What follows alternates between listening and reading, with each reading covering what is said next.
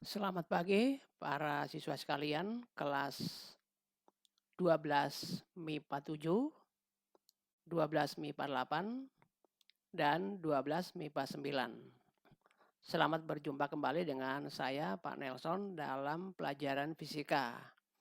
Kali ini kita masih belajar tentang arus bolak-balik sesi kedua.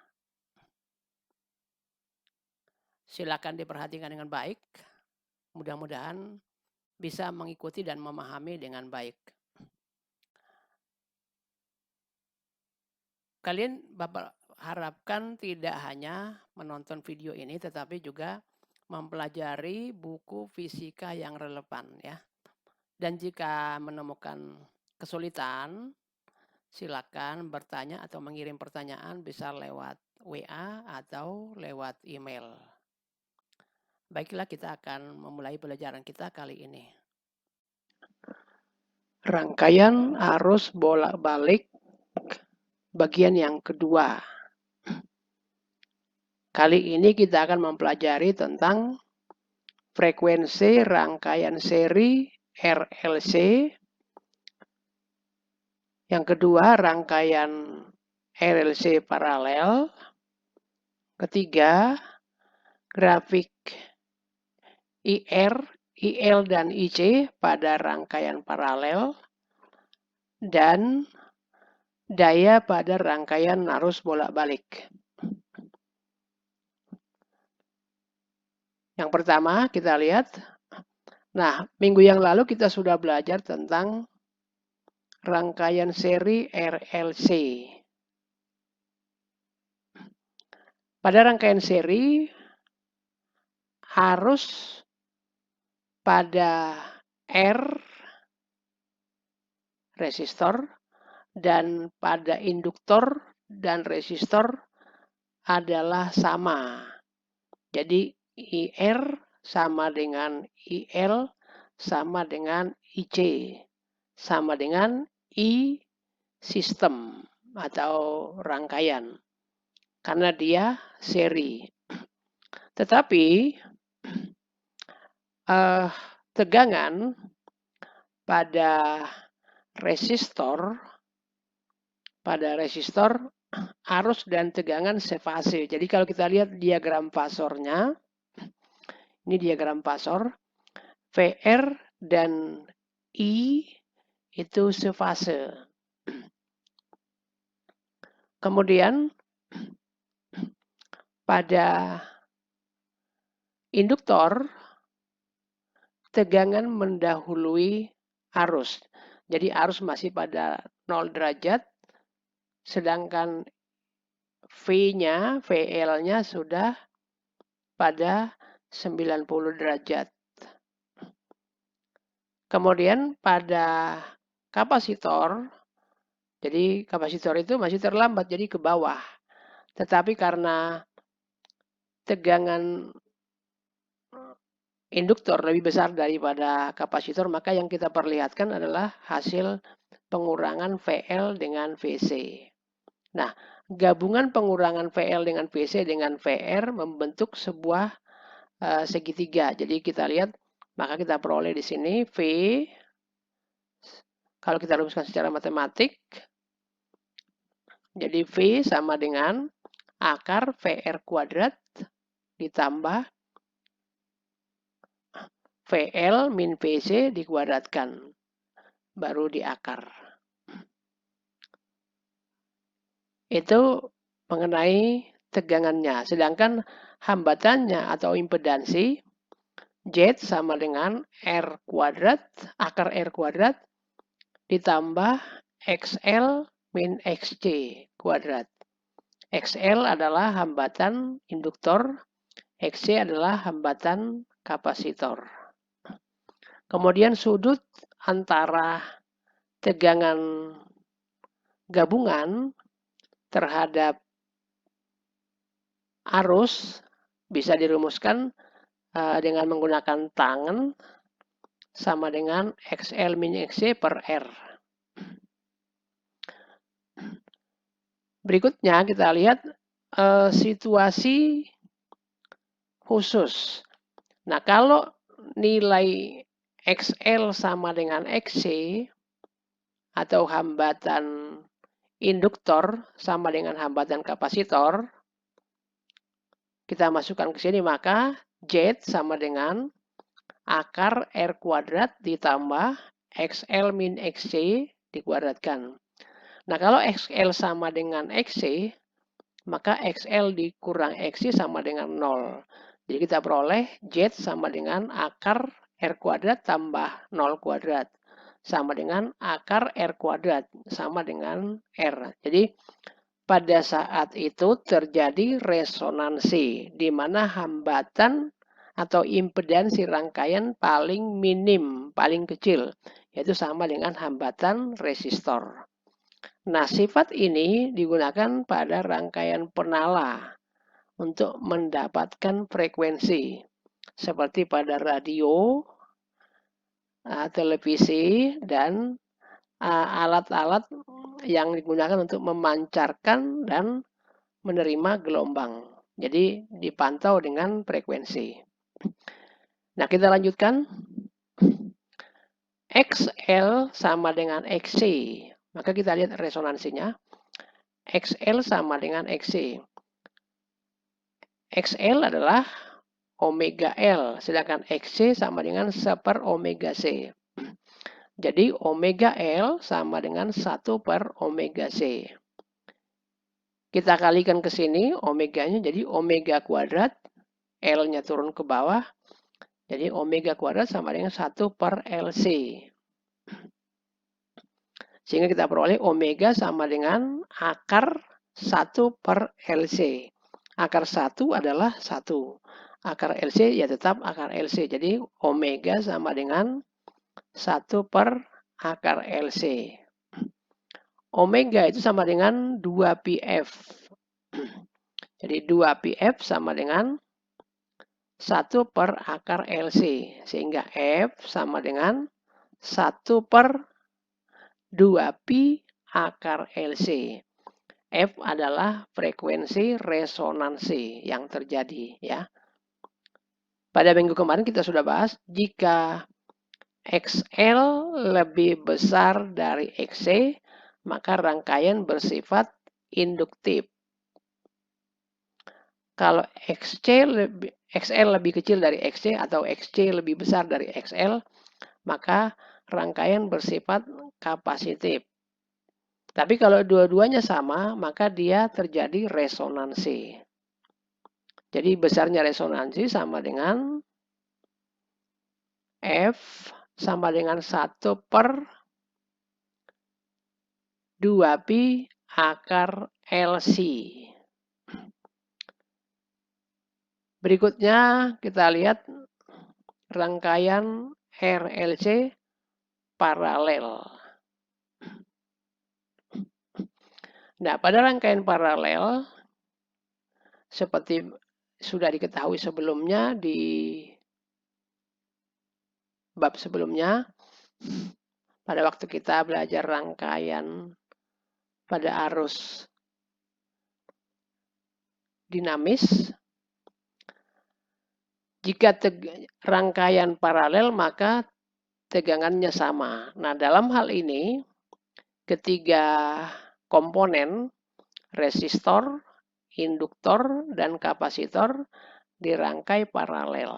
Maka tegangannya sama. Jadi VR sama dengan VL, sama dengan VC, sama dengan tegangan sumber atau sistem, ya.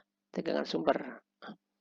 Tetapi arusnya, arus ini I sama dengan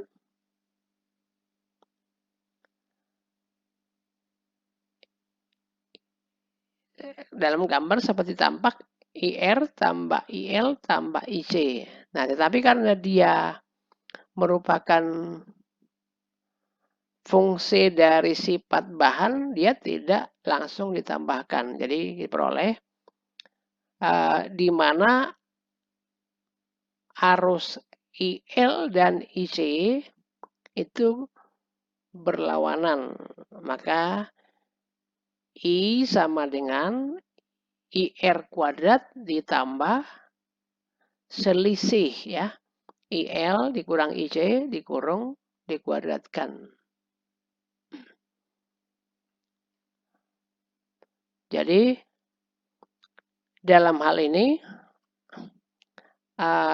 dirumuskan I sama dengan IR kuadrat tambah IL min IC dikurung dikuadratkan.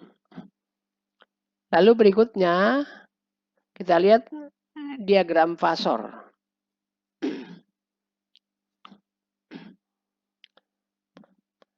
Diagram fasor, kita lihat langsung ke grafiknya saja. Ini ada 3 grafik. Satu warna merah, warna biru, dan warna hijau. Kita mulai dengan warna biru. Warna biru, tadi sudah disebutkan pada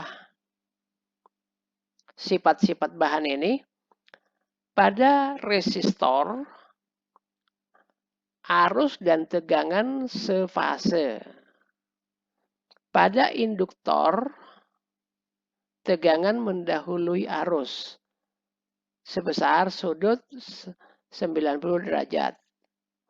Pada kapasitor, tegangan terlambat terhadap arus sebesar 90 derajat. Nah, sekarang kalau kita lihat, kita mulai dengan arus untuk resistor. Nah, karena dia rangkaian paralel, tegangannya sama. Jadi, grafik tegangan kita peroleh ini sinus, kita pakai grafik sinus. Sinus 0 adalah 0. Sin 90 1 maksimum. Sin 180 0. Sin 270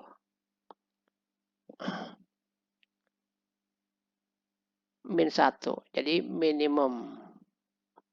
Nah, kita lihat yang biru. Grafik yang biru adalah tegangan. Tapi juga berimpit dengan arus pada resistor, ya. Arus pada resistor. Nah, pada induktor arus terlambat dari tegangan. Nah, berarti dia yang hijau. Kita lihat pada saat 0, dia masih minus.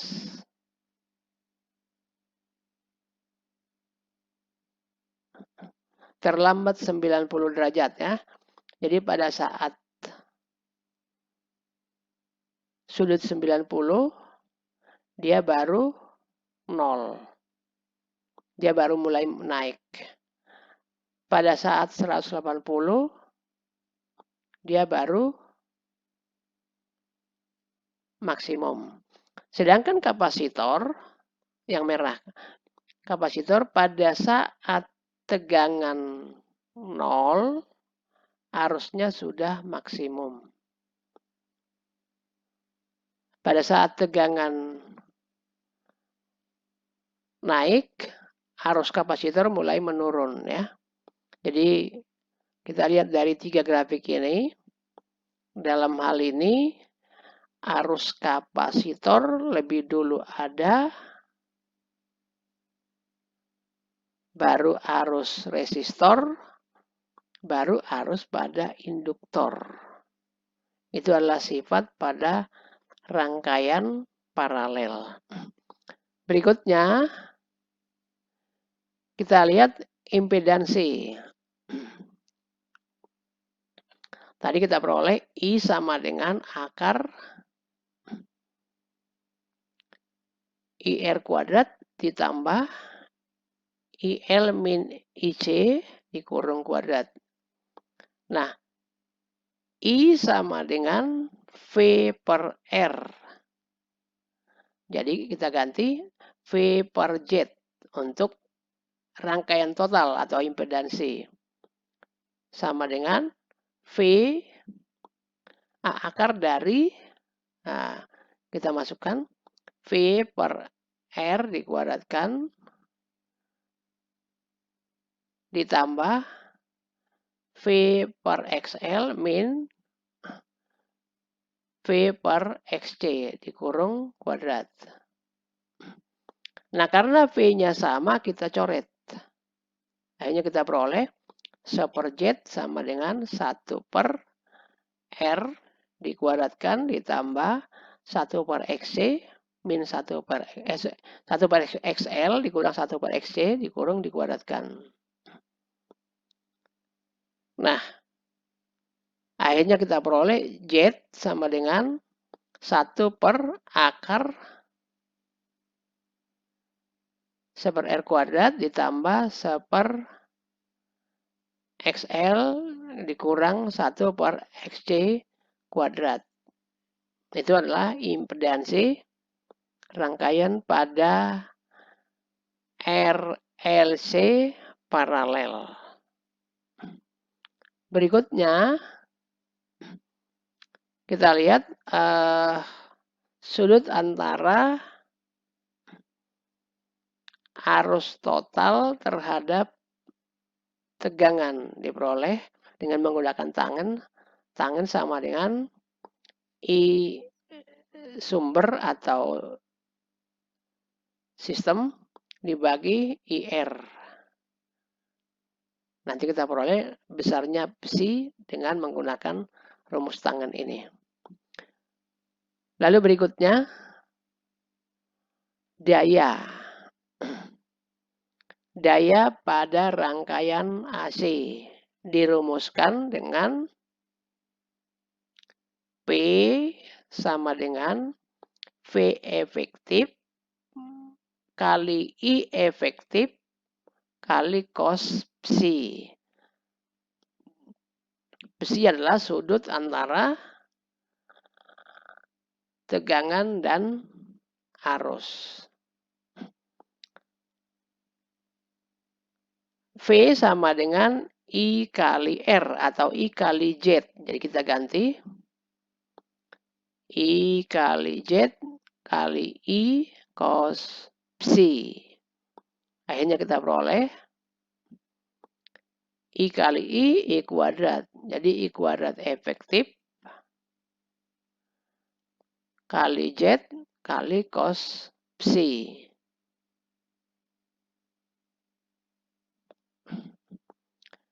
Z kali cos psi adalah R.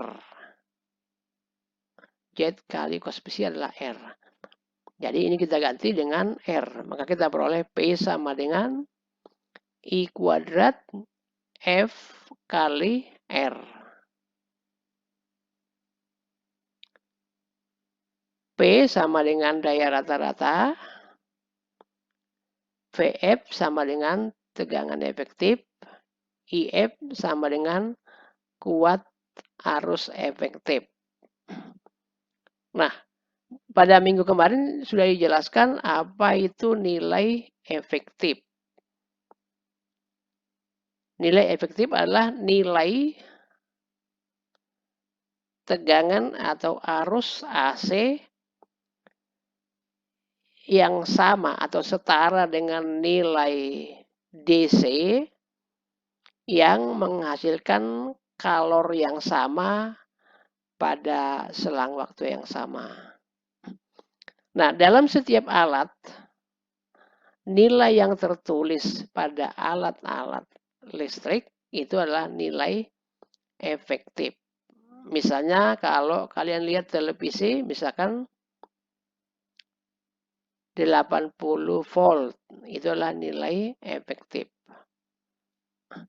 Nilai maksimumnya berarti 80 kali akar 2. Karena V maksimum sama dengan VF kali akar 2.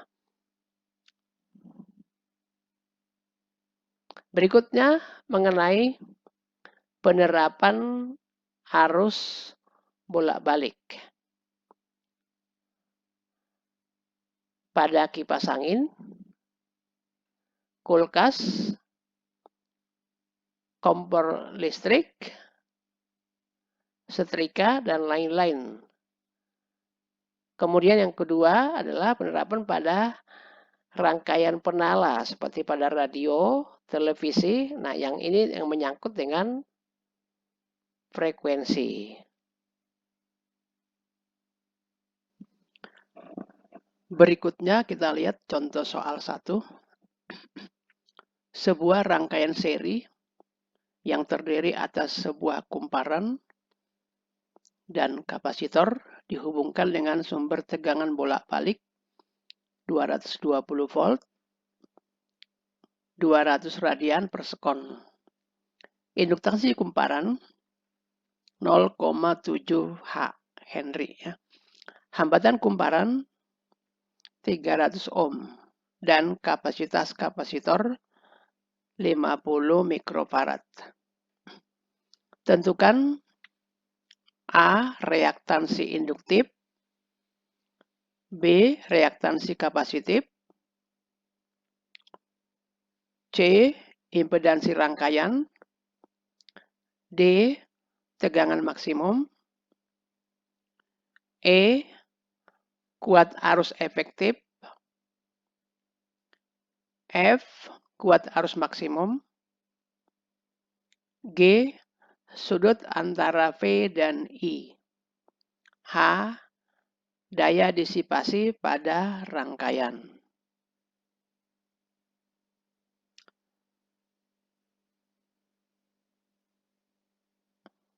Diketahui V efektif, jadi yang tertulis dalam rangkaian atau dalam alat itu adalah tegangan efektif. Kecuali kalau dia berbentuk persamaan, maka bisa kita lihat di situ ada V maksimum ya. Jadi V efektif 220 volt, omega atau kecepatan sudut, sering juga disebut frekuensi sudut, 200 radian per sekon. L 0,5 Henry, R 30 ohm, C 50 mikrofarad atau 50 kali 10 pangkat min 6 farad. Ditanyakan XL, XC, Z, Vmax, IF, Imax, Psi atau sudut antara arus dan tegangan. Dan yang terakhir adalah daya disipasi. Jawab, XL sama dengan omega kali L. Sama dengan 200 kali 0,7. Jadi sama dengan 140 ohm. Jadi impedansi induktif sebesar 140 ohm. Berikutnya yang B. XL sama dengan 1 per XC. XC sama dengan 1 per omega C. XC sama dengan 1 per omega C. Sama dengan 1 per 200 kali 50 kali 10 pangkat min 6. 2 kali 5, 10. Jadi 1000 dengan 10 pangkat min 6 jadi 10.000 dengan 10 pangkat min 6 jadi 10 pangkat min 2. 1 per 10 pangkat min 2 sama dengan 100 ohm ya. Jadi reaktansi kapasitif sebesar 100 ohm. Berikutnya impedansi atau Z sama dengan R kuadrat ditambah XL min XC dikuadratkan sama dengan akar 30 kuadrat ditambah 140 dikurang 100 dikuadratkan. Jadi ini 30 kuadrat 900, ini 40 dikuadratkan 1600. 900 tambah 1600 sama dengan 2500 di akar sama dengan 50. Jadi hambatan rangkaian atau Z atau impedansi rangkaian adalah sebesar 50 ohm. Berikutnya D, V max sama dengan V efektif dikali akar 2. Jadi 220 dikali akar 2.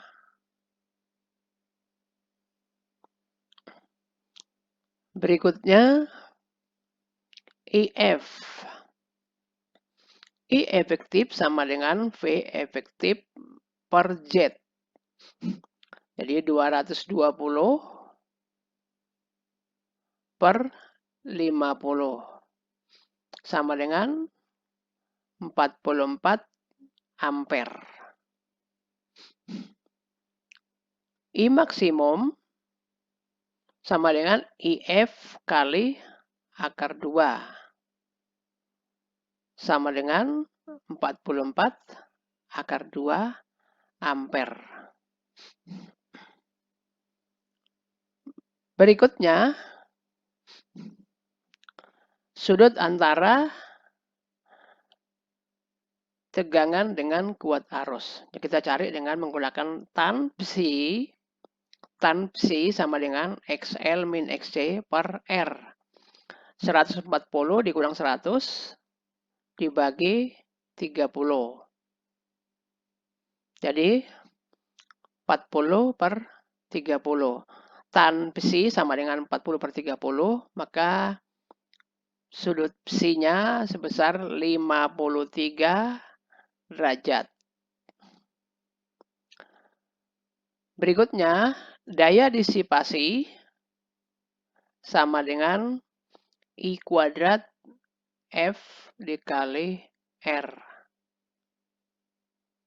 Sama dengan 44 kuadrat kali 30. 44 kuadrat sama dengan 1936 dikali 30, jadi 58.080 watt. Itu adalah daya disipasi pada rangkaian RLC. Berikutnya, contoh soal 2. Sebuah rangkaian seri resistor 20 ohm, kapasitor 2 mikro, dan induktor dihubungkan dengan sumber tegangan bolak-balik. V sama dengan 400 sinus 200T. Tentukan besar induktansi induktor agar terjadi resonansi. Diketahui V max itu 400. Nah, ini dalam rumuskan kan V sama dengan V max sin omega T. Jadi omega T sama dengan 200T. Jadi omega sama dengan 200. C-nya 2 mikro sama dengan 2 kali 10 pangkat min 6 farad. R-nya 20. Nah, berikutnya kita lihat syarat terjadinya resonansi adalah XL sama dengan XC. XL sama dengan omega L. XC sama dengan 1 per omega C. Jadi kita peroleh L sama dengan 1 per omega kuadrat C. 1 per 200 kuadrat kali 2 kali 10 pangkat min 6. 200 kuadrat sama dengan 40.000 dikali 2 kali 10 pangkat min 6. 4 kali 2, 8. 10.000, nolnya 4, min per sejuta mikro, nolnya min 6 ya. Jadi 4 dengan min 6, min 2. Jadi 0,08. 1 per 0,08 sama dengan 12,5 atau 100 per 8 sama dengan 12,5 Henry. Itulah nilai induktansi induktor yang harus dipasang supaya terjadi resonansi. Nah, jadi demikian caranya mengatur nilai kapasitor dan induktor untuk mendapatkan resonansi. Jadi kalau seperti kalian mau nyetel radio, itu di sana diatur nilai induktor dan kapasitornya. Jadi ada kapasitor variabel, ada induktor variabel ya. Namun dengan sistem sekarang sudah digitalisasi, tinggal kita tekan tombol sudah masuk ke angka-angka itu. Baik, pelajaran kita pada hari ini cukup sekian. Setelah kalian menonton video pembelajaran yang barusan, silakan mengerjakan tugas yang sudah tersedia, dikerjakan di buku catatan, difoto, dan di-upload. Nah, untuk siswa yang tidak mengikuti pembelajaran, ada tugas yang kalian harus kerjakan, yaitu merangkum materi yang diajarkan saat itu. Silakan dilihat di buku paket juga bisa, supaya kalian bisa mendapatkan nilai, karena nilai tugas maupun ulangan harian itu akan dikurangi kalau tidak mengikuti pembelajaran. Karena logikanya kalau nggak ngikuti bagaimana bisa memperoleh nilai kan? Artinya kehadiran kalian atau peran serta kalian dalam mengikuti pembelajaran daring itu merupakan salah satu bentuk kepedulian dalam mengikuti pelajaran fisika. Bapak lihat dalam 10 kali pertemuan yang sudah berjalan, itu ada yang sampai 5 kali tidak ikut. Jadi Bapak berharap yang belum ikut itu silakan mengerjakan tugas dalam bentuk rangkuman. Baik, Bapak pikir cukup untuk pelajaran kita hari ini. Kita akan lanjutkan minggu depan. Sampai jumpa.